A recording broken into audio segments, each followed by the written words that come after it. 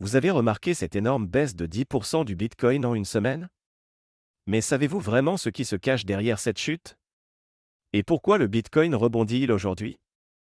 Restez jusqu'à la fin de cette vidéo, car je vais dévoiler les prévisions du cours futur du Bitcoin ainsi que les facteurs clés qui influencent actuellement le marché du BTC et vous ne voudrez pas manquer ça.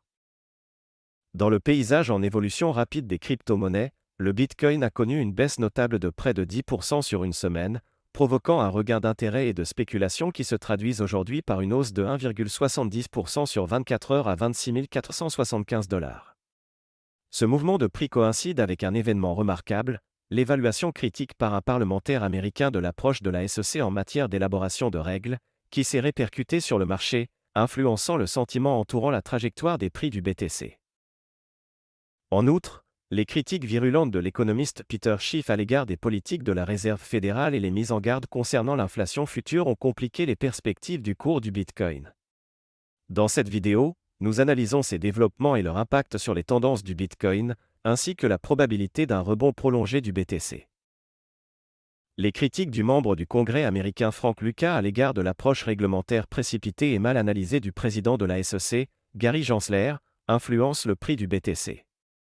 Le parlementaire Frank Lucas met notamment en garde contre des dommages économiques potentiels dans la mesure où les répercussions de ces règles transcendent les secteurs d'activité.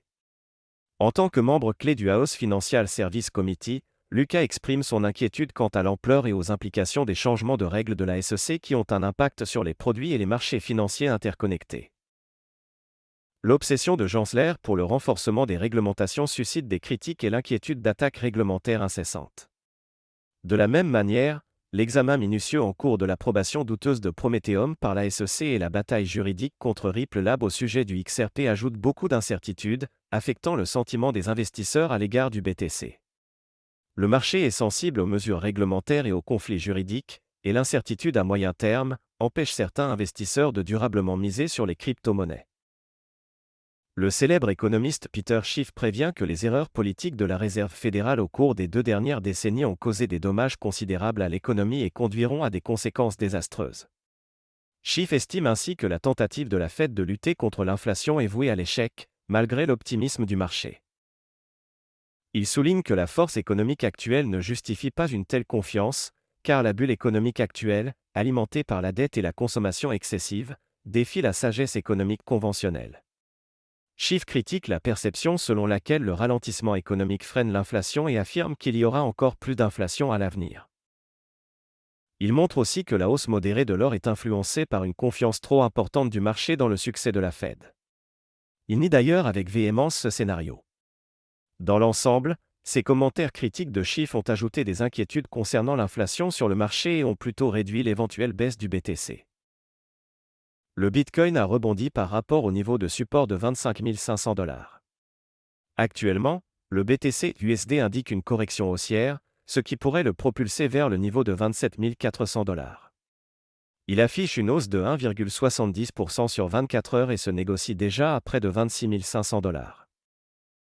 Du côté positif, un franchissement à la hausse au-dessus du niveau de 27 400 $ pourrait pousser le BTC vers la barre des 28 650 $. De plus, le BTC pourrait alors potentiellement grimper jusqu'à 30 300 $. D'un autre côté, une cassure baissière du niveau de 25 450 $ pourrait entraîner une baisse marquée et rapide vers 24 100 $.